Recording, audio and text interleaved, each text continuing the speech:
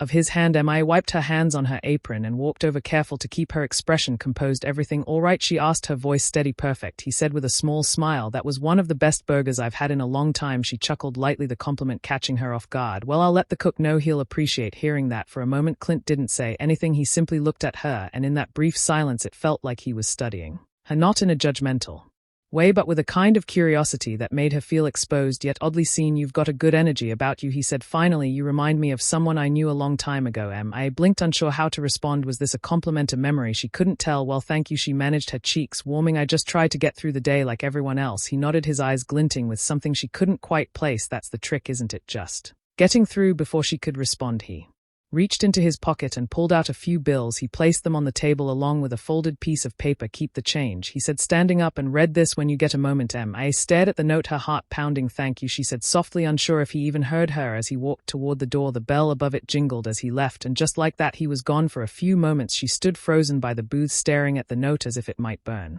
her fingers. What could he have possibly written, and why did he seem so intent on her reading it? But the questions would have to wait. There were still tables to serve, and MIA wasn't the type to leave her duties unfinished, even if her mind was racing with anticipation. By the time MIA cleared Clint's booth, the diner had quieted down. The last of the evening's customers were sipping their coffee or chatting softly, and the background hum of the jukebox filled the room. She picked up the folded note with trembling fingers, slipping it into her apron pocket as she finished cleaning the table. She wasn't sure why she felt so anxious. It was just a note, right? Once her shift was over, MIA slipped into the back room to collect her things. Her curiosity finally got the better of her, and she pulled out the paper, carefully unfolding it. Her eyes scanned the first few lines, and her breath hitched. "Dear MIA, I don't know much about you, but in the short time I've been here I've seen something rare, true resilience. Watching how you manage this place with grace even under pressure is a reminder of how much strength exists in the everyday heroes of this world. You remind me of someone very dear to me, someone who taught me the value of hard work and kindness. I don't know your story, but I can see in your eyes that you've carried more than your share of burdens. That's why I want to do something, no strings attached." Mia's hands began to shake as she continued reading. "I'm leaving a small gesture for you to use however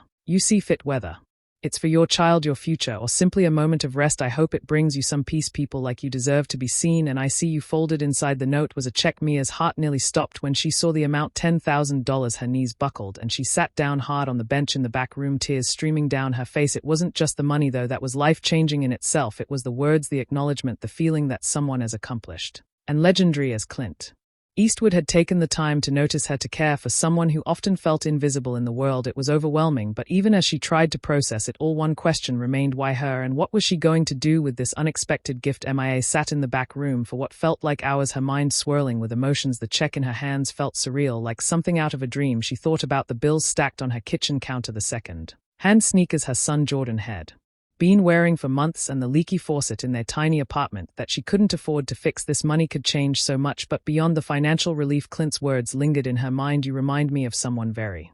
When Clint Eastwood sat in her section, she had no idea her world was about to turn upside down. MIA adjusted her apron, glancing at the clock above the diner's counter. It was nearing 7 p.m., the time when the dinner rush usually tapered off, leaving a slower pace to wind down her shift. For most, the little diner tucked off the highway was just a pit stop, a place to grab a meal before continuing their journey. For MIA, it was her lifeline. At 28, she balanced long hours here with raising her 6-year-old son Jordan. Each tip and every paycheck went toward keeping their modest apartment and paying for Jordan's growing list of school supplies. She moved gracefully from table to table, her warm smile a shield against the exhaustion clawing at her. The regulars knew her story, or parts of it. A few would slip an extra $1 or $2 when they could, but MIA never asked for sympathy. She had learned early on that the world wasn't fair, and her only choice was to keep moving forward. The bell above the door chimed, pulling Mia's attention. She looked up, expecting another road-weary traveler. Instead, a man walked in with a quiet confidence that made the air in the room feel heavier. He wore a simple button-up shirt and jeans, his weathered face partially hidden by a hat pulled low. It took her a moment, but when he glanced her way, she knew exactly who he was. Clint Eastwood, the Clint Eastwood. Her breath hitched. She wasn't one to fawn over celebrities. She didn't have the time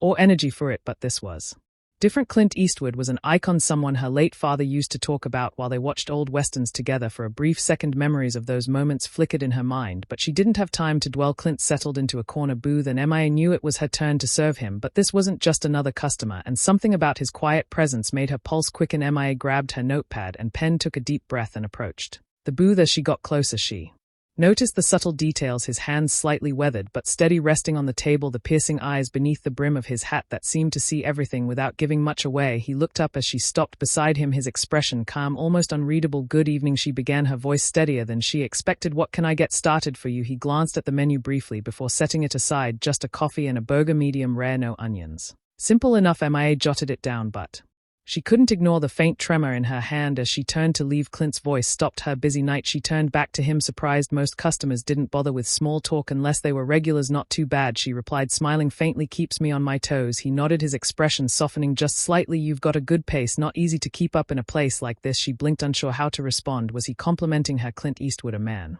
she'd only ever seen in movies, was noticing her work ethic. She managed a polite smile before retreating to the counter to put in his order, but her mind raced with questions. Why was he here in this tiny diner off the highway? He could afford the fanciest restaurants in California, yet here he was sipping water from a chipped glass, waiting for a burger like any other traveler. When the order was ready, Mia carried the plate and coffee to his table. She set them down carefully, catching a brief, appreciative glance from him. Thank you, he said simply. You're welcome, she replied, trying to sound casual, but she couldn't help feeling like this moment, this ordinary interaction, was somehow different. As she moved to serve other tables, she noticed he wasn't in any rush to eat. He sat there almost contemplative, occasionally sipping his coffee. But why did it feel like he wasn't just here to eat? Something about his presence lingered in the back of her mind, and she couldn't shake the feeling that this night was far from ordinary. Mia kept herself busy refilling coffee cups, clearing tables, and taking new orders, but she couldn't help glancing toward Clint's booth. Every so often he ate slowly, almost methodically, as if he had all the time in the world. Occasionally their eyes met, and he'd give her a polite nod, a silent acknowledgement that made her stomach flutter. After finishing his meal, Clint gestured to her with a slight raise.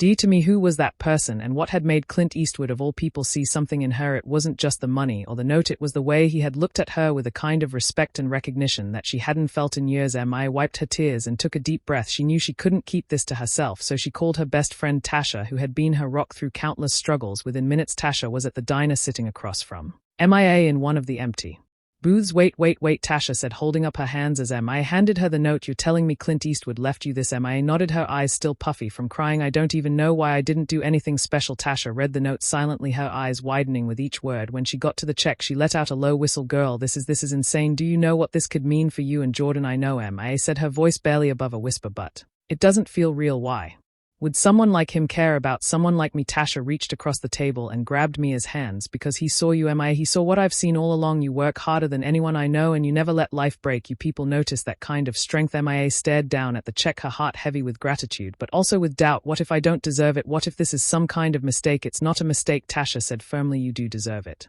The question is, what are you going to do with it? But that was the question, wasn't it? And as much as Mia wanted to celebrate, she couldn't ignore the weight of this unexpected gift or the responsibility that came with it. That night, Mia sat at her kitchen table long after Jordan had gone to bed. The note and check laid out in front of her. The small apartment was quiet save for the occasional creak of the old pipes, and the dim light above the table flickered faintly. Her thoughts ran in 1,000 directions. This money could pay their overdue rent, replace the unreliable car she depended on, and give Jordan opportunities she could only dream of until now. But as exciting as the possibilities were, they also scared her. She picked up the note again, reading Clint's words for the 10th time. I hope it brings you some peace. People like you deserve to be seen, and I see you. Those words struck a chord deeper than she'd expected. How many years had she spent trying to stay afloat, working double shifts, skipping meals so Jordan could have enough? She'd pushed herself to the brink of exhaustion so many times she'd lost count, and through it all she'd felt invisible, like the world didn't care whether she made it or not. But Clint Eastwood had seen her. He'd seen her struggle, her determination, her resilience, and in that moment she realized this wasn't just about the money. It was about believing that she was worthy of something better. Mia thought about her father, who had always been her biggest cheerleader. Before he passed, he used to say, don't let the world wear you down, kid. You've got a fire in you. For the first time in years, she felt that fire flicker again. She pulled out a notepad and began scribbling ideas, things she could do with the money that would create lasting change. Maybe she could finally take a class in accounting, a career she'd always dreamed of but had never had the time or resources to pursue. Maybe she could set up a small college fund for Jordan, giving him a chance at a better future. But one thought kept returning louder than the rest, paying it forward. Clint's gesture had changed her life, and she couldn't ignore the idea of doing the same for someone else. Still, the uncertainty lingered. The road ahead felt overwhelming, but for the first time in a long time, Mia allowed herself to hope. Morning sunlight streamed through the window as Mia stood in the kitchen sipping a cup of coffee and watching Jordan play with his action figures on the worn-out carpet. The check and note still rested on the table. Now folded neatly after a sleepless night of reflection, she had made her decision. She called Tasha first, who immediately offered to watch Jordan for the afternoon. MIA explained that she needed some time to sort things out, and Tasha didn't ask any questions. She just said, "You do what you need to do, girl. I've got you." With Jordan happily settled at Tasha's house, MIA drove to the bank. The check felt heavy in her purse, its presence almost too surreal to believe. The bank teller, a young woman with a bright smile, raised an eyebrow when she saw the amount. "That's quite a deposit," the teller said, her tone polite but curious. MIA nodded, offering a small smile. "It's a gift." The teller didn't press further, and MIA felt a small wave of relief as the check cleared. She felt a strange mix of emotions: relief, excitement, and an almost crushing sense of responsibility. This money wasn't just for her, it was a chance to rewrite her story and give Jordan a better life. After leaving the bank, MIA made her way to a local community college. For years she had walked past its campus, wondering what it would feel like to sit in a classroom again, to learn, to grow. She stepped inside, her hands trembling as she approached the admissions desk. A kind-faced woman greeted her and asked how she could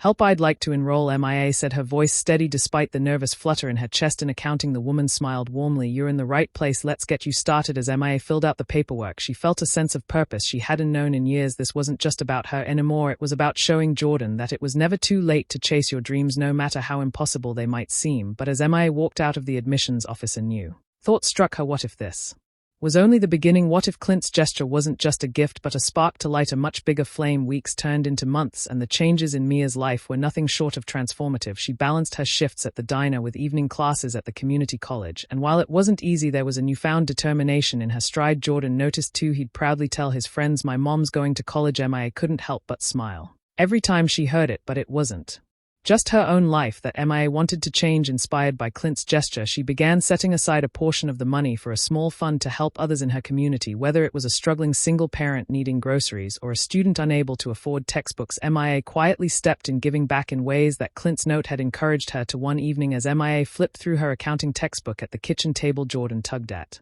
her sleeve. "Mom," he asked, his big brown eyes curious, "do you think that man will ever come back to the diner?" MIA paused, the thought catching her off guard. Would Clint Eastwood ever return? She didn't know, but his impact on her life was something she would carry forever. "Maybe," she said softly, ruffling Jordan's hair, "but even if he doesn't, he's always going to be part of our story." And that was the truth. Clint's gesture had reminded Mia of the power of kindness, of seeing someone for who they are and lifting them up when the world felt heavy. It had reignited her belief in herself, in the possibilities of life, and in the importance of paying it forward. As MIA closed her textbook and prepared for bed that night, she felt a sense of peace she hadn't known in years. Her journey was far from over, but for the first time she wasn't just surviving, she was thriving, one step at a time. And so the next time a stranger entered her section at the diner, MIA greeted them with the same warmth and grace, knowing that sometimes even the smallest interactions could change a life forever. Every act of kindness, no matter how small, has the potential to create ripples far beyond what we can see. If this story touched you, don't forget to subscribe and share it with someone who could use a little inspiration today.